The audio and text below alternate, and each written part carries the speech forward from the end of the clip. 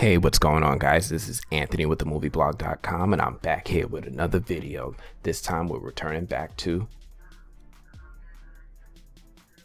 Invincible.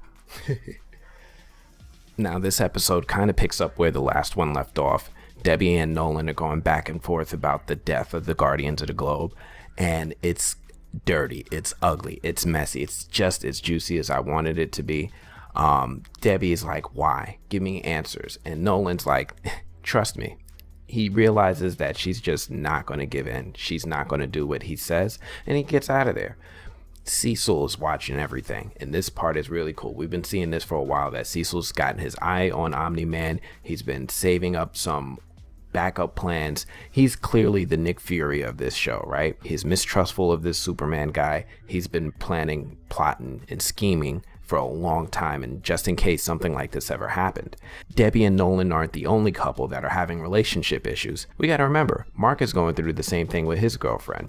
After the last episode, when he ditched her when the campus got attacked by those cyborgs, we know that he was doing his hero thing, and he was just trying to find his balance, right? How to juggle a girlfriend, how to decide want to get to college. Actually, he was trying to leave this hero thing alone, but it followed him to this college campus, and it cost him so much. It cost him his friendship with his friend, because his best friend's boyfriend got mutilated as a result of Invincible non-action. Well, not his fault per se, but his non-action had a huge impact on the well-being of his best friend's boyfriend. In addition to that, he didn't come up with a good answer for his girlfriend when she asked where he disappeared to when he was fighting the cyborg that was attacking the campus initially. He told her something that probably should have worked in 99.99% of comics.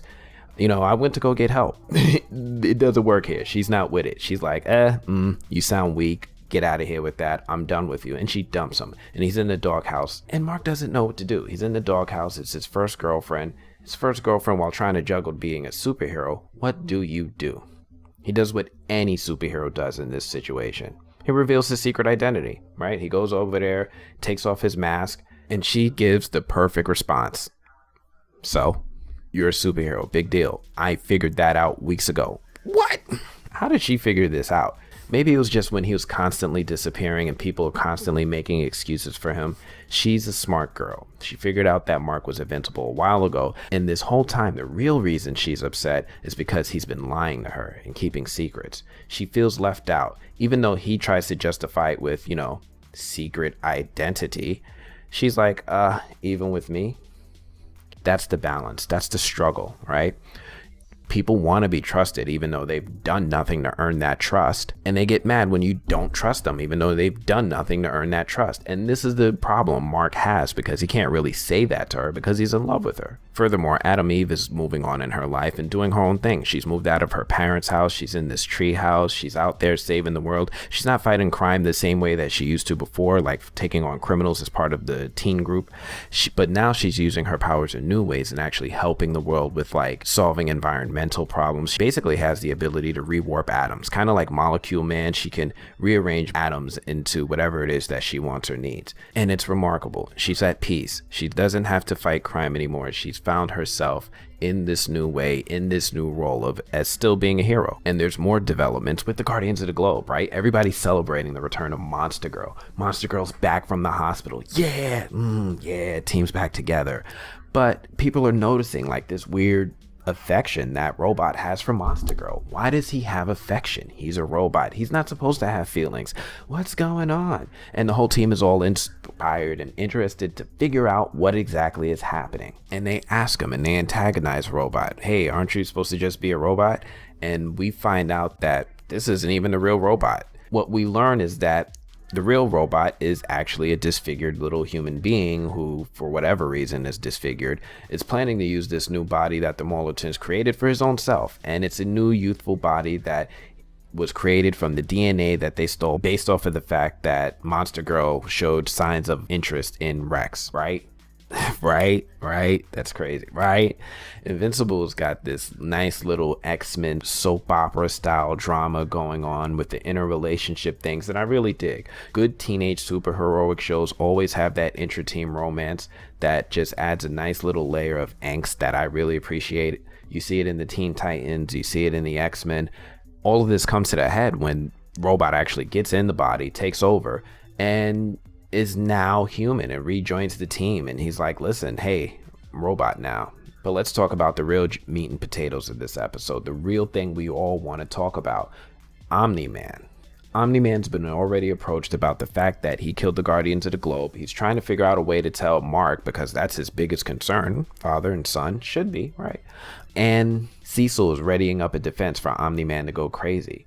And he should be, and he's right. They see Omni Man is on his way to intercept and talk to Mark, and they decide to stop him. And they start shooting lasers at him from the sky, and they start sending monsters at him. It happens to be the same monster that they mentioned that he had a hard time fighting off camera, but he had a hard time fighting this monster. So Cecil prepares this monster in classic Nick Fury way, right? Removes the pain receptors from this creature's mind, juices him up on like some sort of space steroids, and sets him loose on Omni Man. And Omni Man is getting the hit. He's taking them lumps. But on top of all of that, the Mauler Twins, if you remember a couple episodes back, the security guard's sons were actually digging up the bodies of the Guardians of the Globe, but specifically Immortal. They actually found his body. The Mauler Twins got it, and they resurrected Immortal. Now, Immortal, his powers, I guess he can always come back no matter what happens. As soon as they start stitching his body together, as soon as Immortal wakes up, he is livid. He wants all the smoke. He wants revenge for Omni Man killing him and his team, and he flies out of there. Meanwhile, Omni Man's still fighting this creature, and as he's getting beat up by this juiced up monster, and just when it seems like Cecil might have had the stroke of luck that he needed in order to protect the world from the wrath of Omni Man, in comes Mark. And Mark and Adam Eve were hanging out because you got to remember, Mark got dumped earlier, so he's going to his other best friend to kind of console himself, to try to figure out what to do next. And he sees his dad getting attacked by this monster, and he gets in, he jumps right in. Things progress from here because things step up. Immortal enters the fight, and I love this part. Immortal, still full of rage, full of animosity, on site, doesn't speak about anything but going after Omni Man, takes him on head on, and we see the rematch of the century. This fight is good. Just when we think Omni Man is completely all powerful and can't be touched, we've seen not one but two creatures in one episode that not only could put hands on Omni Man, they could kind of take him down. Now, the only problem with Immortal and Omni Man is that it's clear that Omni Man is just a little bit stronger than Immortal. Now, Immortal and this monster taking on Omni Man, that would probably work. But with Mark trying to get involved and help his dad out, taking on the monster himself, things are a little bit more up in the air. Omni Man has that cool little struggle where he's trying to decide whether or not he's going to continue this fight with Immortal or help his son Mark, who's getting washed up again. Mark is getting washed up again. And he does the surprisingly fatherly thing and helps his son. Now, I took notice of that. Of course, it didn't last long. As soon as he turned his back on Immortal went back for all the smoke because he doesn't care. And with Omni Man returning his attention back to Immortal, he finishes things off and does the unthinkable. He does it again. He does it again. He does it again. And he kills Immortal. But this time he does it in front of everybody, on camera, broad day on Broadway. Everybody sees it, including Mark. And the jaws hit the floor. Everybody is shocked. Everybody is stunned that these two heroes were not only fighting, but Omni Man used the most gruesome way to end the fight and takes his fist and shoves it right through Immortal's torso. And then he does this like ninja slice where he cuts the dude's body in half, and Immortal is down again.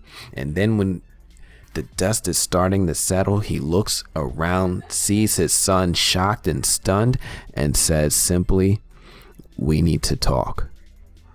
And this is how the episode ends. And I'm just like, wow. You know, whenever I'm down, whenever I'm depressed, whenever I'm not feeling 100% and I need something to cheer me up, in comes Invincible. Wow, I love this show. I love the way it ends. I love all the cheesy soap opera melodrama interwoven, pulling at my heartstrings, pulling at the familiar things that they do best. I love Invincible. What did you guys think of this week's episode? I think this was probably my favorite episode. I think it was the best episode, but I've said that like 2 or 3 times already. What did you guys think? Was it among the best? Hit me up in the comment. Anyway, if you like this video, do me a favor. Please hit that like button. And if you are new to this channel, make sure you subscribe. That's all I got for this one. I'm gonna check you guys later. Peace.